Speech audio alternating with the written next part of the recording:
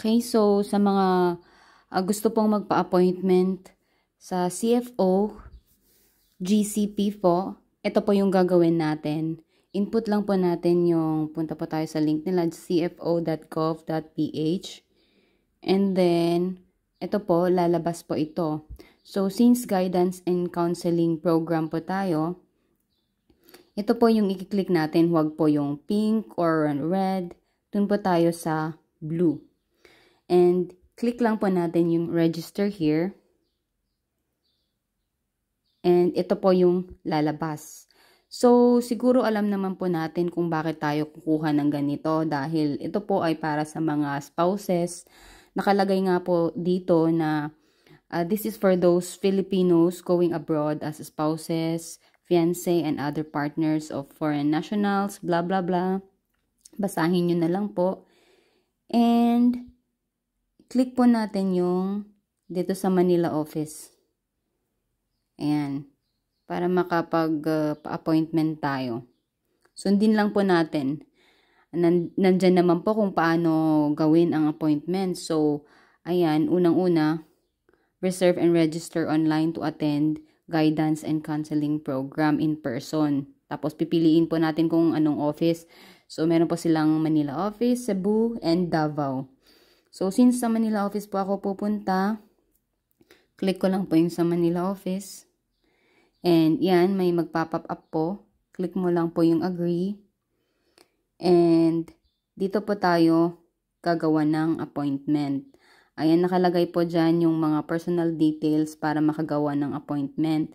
And dapat meron po tayong active email na naka-ready. Kasi dun po natin marireceive or i-confirm mo po yung email mo doon.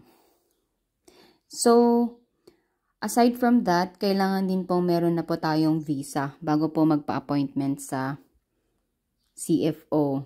After mo po na-fill up ang lahat, submit mo lang po and then wait lang po ng ilang minuto. Then meron ka pong marireceive sa email mo. I-confirm mo lang po yon and then meron na pong lalabas. May lalabas po doon and then may form na fill upan ka. And then after that, pipili ka po ng schedule. So, ganito yung itsura ng schedule nila. So, this month, April, ganito ang itsura ng schedule nila. And makikita nyo naman po na wala po silang schedule ng Sunday, Friday, and Saturday. So, from Monday to Thursday po talaga. And if naka-red po, ibig sabihin, hindi po sila available sa araw na yun. Nakalagay naman po dyan kung ilang slots pa ang available sa daytime and sa hapon. So, ganyan nga po. Once po na napili nyo na po yung schedule nyo, may form na po ulit kayong fill upan doon. Ayan, so, yung form na yon is tungkol sa about sa'yo, information mo, and information ng petitioner mo or yung spouse mo. So, ganito yung sample ng form na lalabas na kailangan mong i-fill up. Ayan, yung mga address, passport, details ng you, and then sa petitioner mo, mga ganito. Ganyan. Address na pupuntahan mo doon.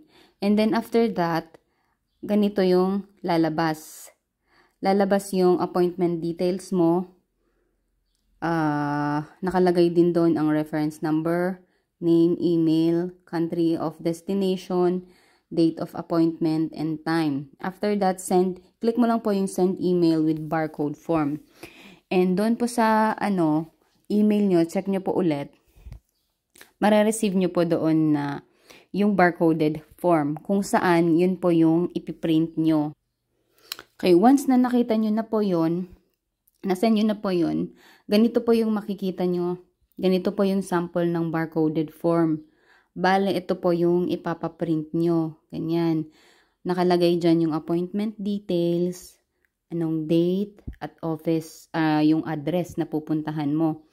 So, ito po yung address ngayon ng CFO sa Quezon. Lumipat na po sila sa Quezon. Kasi dati po nasa Quirino po sila. And nakalagay din po dito na dapat maaga po kayong pumunta doon. So, if yung appointment ko, for example, 9 a.m., nandun na po ako ng mga 7:30. Actually, nung pumunta ako doon ng 7:30, ang dami na pong tao, mahaba pa po ang pila. Kaya, mas maaga, mas maganda po. Ganyan. And, make sure na pagpupunta po kayo doon, dalhin nyo po, ipaprint nyo po ito, and then, dalhin nyo po siya. Nakalagay naman po dito kung ano yung mga requirements na kailangan nyo. Ayan, so, ganun lang po, ganito lang po kadali kumuha ng appointment for CFO, GCP po. Ayan, thank you so much po and I hope nakatulong po ako and maraming salamat po ulit. Oo nga pala, regarding dun sa email nyo, once na kapag hindi nyo po makita sa email nyo, make sure po na tignan nyo dun sa may spam nyo. Minsan po kasi hindi siya nakalagay doon.